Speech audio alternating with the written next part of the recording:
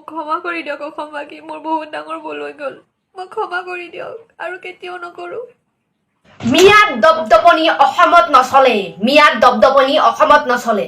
মিয়া মুছলিমৰ কথা শুনি গা চা পিটাই গেছে, মানে কোনো পধ্যায় হেনটোৰ কথা হজম কৰা বাৰু সেইটো নহয়, মই 25-26 বছৰীয়া ছোৱালী নহয়, মই ডেট অফ বাৰ্থখন দি দিছোঁ। কিন্তু কথাটো হৈছে যে মই অসমবাসীৰ ওচৰত মই একেবাৰে ক্ষমা বিচাৰিছোঁ। আৰু মই জানো মোৰ পৰিয়ালটো ক্ষমা কৰি নিদিব নেকি? আপোনালোকে মোৰ পৰিয়াল মোক কিয় ক্ষমা কৰি নিদিব? দিব নহয়, মই আৰু জপিৰ ভিডিঅ' নানো নহয়, তো আপোনালোকে মোক ক্ষমা কৰি দিব। আৰু দ্বিতীয়টো হৈছে যে আৰু এটা প্ৰশ্ন, ইনকামৰ কাৰণে মই মাত মাতিছোঁ, মই জনালোৱে নিজৰ ঘৰখনত কি হৈ আছে 2-4জনৰ আগত ক'বৰ কাৰণে, 2-4জনৰ আগত সুধিবৰ কাৰণে পইচা নালাগে, মই পইচাৰ কাৰণে এনেকুৱা ভিডিঅ' নানো। মোৰ এইটো Hiyaz life পেজটো funny daily vlog তেনেকুৱা ভিডিঅ' আছে। মই মাত মাতিছিলোঁ, মানে মই ভাবকচোন, মোৰ সহ্য নগ'ল তাৰমানে। ভাবকচোন, আৰে আমাক ইমান কষ্ট কৰে, আমাৰ অসমৰ প্ৰতিজন দাদা বাইদেউ সকলোৱে, খুৰা খুৰী সকলোৱে ইমান কষ্ট কৰে, কিন্তু তেওঁলোকে কি ক'লে? আৰে আমি চলাই আছোঁ। কি আপোনালোকে চলাই আছে? আমাৰ কি মানুহখিনি কি ইমান কষ্ট কৰি দিনৰ দিনটো ইমান কষ্ট কৰি এনেই কাম কৰি থাকে নেকি? আপোনালোকে তেনেকৈ কোৱাৰ কাৰণে মই সেইটো প্ৰশ্নৰ ওপৰতহে মই ৰিপ্লাই ভিডিঅ' বনাইছিলোঁ। কিন্তু খিলঞ্জীয়াসকলে গাত পাতি লোৱাৰ কাৰণে মই মানে কি ক'ম মই বুজি পোৱা নাই। আৰু দ্বিতীয়টো হৈছে, মোক সুধি আছে তুমি মুছলমান বেয়া পোৱা নাই, তুমি মুছলমান বিৰোধিতা কিয় কৰা?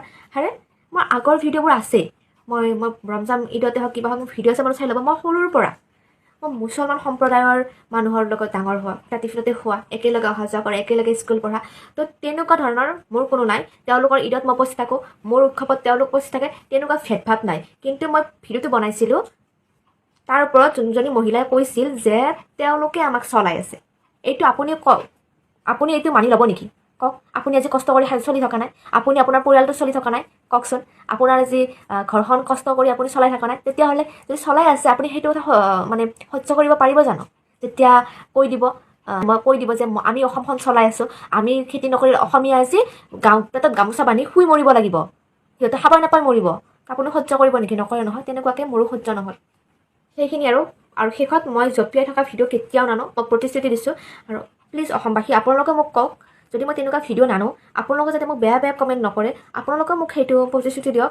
আৰু মই কিবা এটা জানিব পৰা বা আপোনালোকক কিবা শিকিবলগীয়া বা সমাজৰ হওক কিবা যদি ভিডিঅ' আনো, আপোনালোকে আঁকোৱালি ল'বনে? কমেণ্ট কৰি জনাব। আৰু বহুতে ভাবি আছে কি হিয়াই বোলে ভৰিতে বোলে ভিডিঅ' আপলোড কৰা নাই। আৰে মই কাক ভয় কৰিম? মোৰ অসম, মই অসমৰ জীয়াৰী হয়, মই অসমৰ হৈ মাত মাতিছোঁ, মই ভয় কৰিম জানো? কওকচোন, মই মোৰ ঘৰখনৰ কাৰণে যদি মই 2 এষাৰ কথা কওঁ, মোৰ ঘৰখনৰ স্বাৰ্থত মই ভয় কৰিম কাৰোবাক? নকৰোঁ নহয়। মই কিয় ভয় কৰিম?